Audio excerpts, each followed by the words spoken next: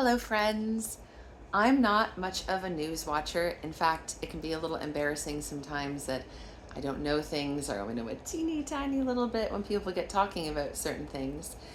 Which is why it was interesting that yesterday, when I had a long drive, I was flipping through the radio stations to get music, and I found myself often stopping when the news was on because they were talking all about the tariffs and what it was going to mean for us, and talking about us taking out all of the alcohol that's from the state instead of our LCBOs, and uh, did a little snippet about their sporting event, and that when the American national anthem came on, that Canadians were booing, and that really made me sad.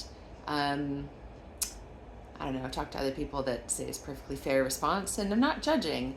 But I just found through talking with some of my yoga students who found that they're not sleeping, full of anxiety, maybe getting snappy with people in their world, cutting people off in traffic, that my friends, the thing that pops to my mind after actually starting to seek out the news as I'm flipping through the channels instead of music like typical, that I think it's really important right now to remember that we're all human beings.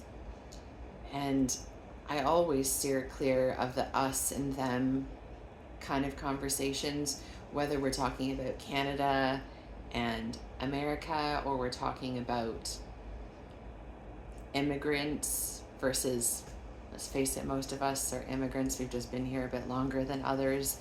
Um, I hate that us and them thing. We're all people. And if you have it in you to share some kindness today, then do so. Whether that's somebody's trying to come into traffic, or you're in a congested parking lot and you give somebody a chance to get out if you have that in you, or whatever it is. Whatever it is, it's like that, those little moments where somebody themselves is feeling really frustrated with the situation. Maybe you're feeling frustrated too, but you're like, it's okay. It's okay. You know what? This is just a moment in time. I have it within me today to pause, and that person, it's like they have the perspective when you let them into traffic or whatever the case is, that they're like, oh man, maybe people don't all suck. Here I was in my car thinking, I hate everybody, everybody's awful, and then that person just smiled at me and did this, and all of a sudden I feel like maybe everybody doesn't suck. So if you have that in you, I invite you to do that. But I recognize that we don't all, and I mean, it just depends on the day, the time of day, what just happened in your life. So if you don't have that in you today, I invite you to take care of yourself. My business that I run is called Invite the Calm. And oh man, I'm feeling it a lot. I'm feeling it a lot right now, that's like our responsibility. They speak about that when you go into therapy, when you've encountered some trauma in your life, and it's obviously unfortunate that you've gone through the trauma, and now it's your responsibility to work on the healing piece. So we are being given a situation in life right now. It's frustrating that there are some people at the top who are pulling the marionette strings that is going to decide some stuff for us. And I know we're not comfortable with the floating question marks that are out there, like, where should we be investing our money, like, what's going on, am I going to be able to afford to live? Like, I get it. It's a big deal. It's a big deal to just be like, sure, Nikki, that's nice just to forget all about it. But truly, you have to give yourself a break. You have to give yourself a break sometimes and turn on a show that's funny. Maybe rewatch a movie that you love. And there's something about that that you've seen it before, you know what the ending is, you know how it all plays out.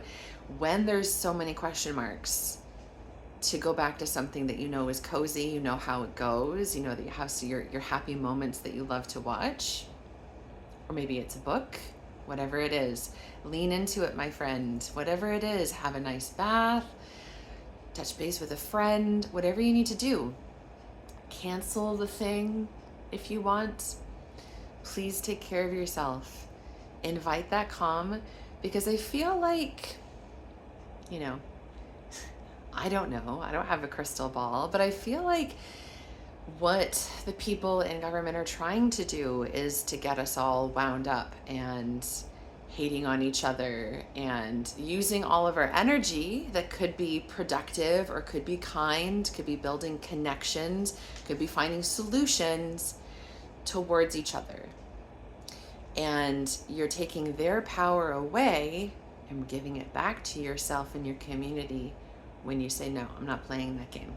I'm going to get to bed early tonight, and I'm going to take care of me so that I can find an act of kindness to give to somebody else tomorrow.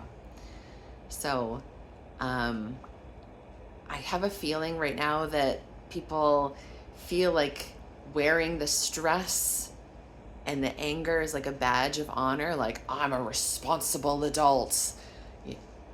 And that people who are laughing and are calm are like frivolous, silly people. Don't they know what's going on in the world?